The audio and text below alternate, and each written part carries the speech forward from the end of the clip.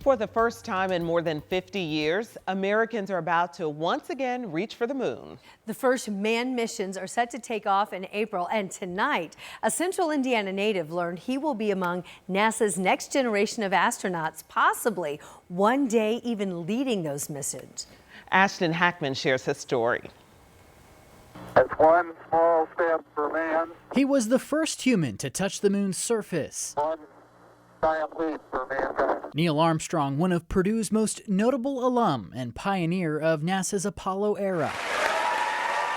More than 50 years later, My name's Yuri Kubo. another Boilermaker is hoping to follow in his footsteps. Purdue is the cradle of astronauts, as they call it. Out of 8,000 candidates, Columbus, Indiana native Yuri Kubo shined through as one of the country's brightest stars, now among the 10 men and women chosen for NASA's 24th astronaut class. You are one of 10 selected for this newest class of astronauts from NASA. What do you think helped get you to that point?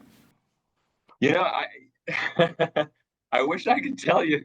I don't know. It was the selection process itself. I would describe as challenging and comprehensive. Made it through the first round.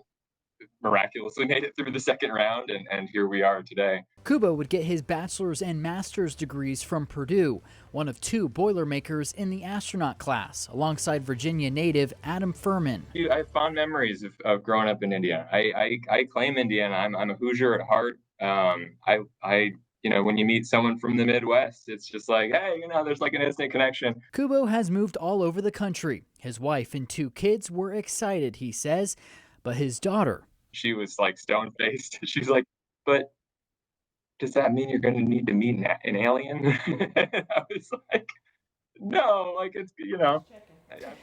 Kubo and the rest of the astronaut class will spend the next 2 years training at NASA. After that, they will get their first flight assignments.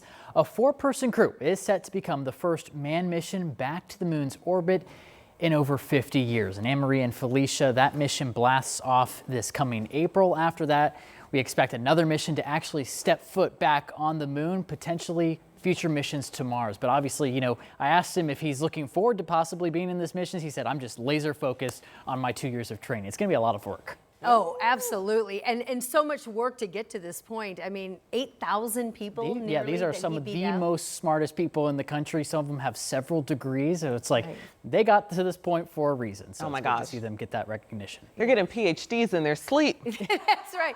Yeah, well, we saw, when we covered David Wolf, he was a medical doctor, he was an electrical engineer, he was like all these things, because you need to have that team that can troubleshoot if something goes wrong. That's right? the thing. You need to know what to do when the Yes. ship goes off the rails. Yeah, all those disciplines. All right. If Really he does cool. see any aliens, tell him to let us know. I'm sure his daughter will come.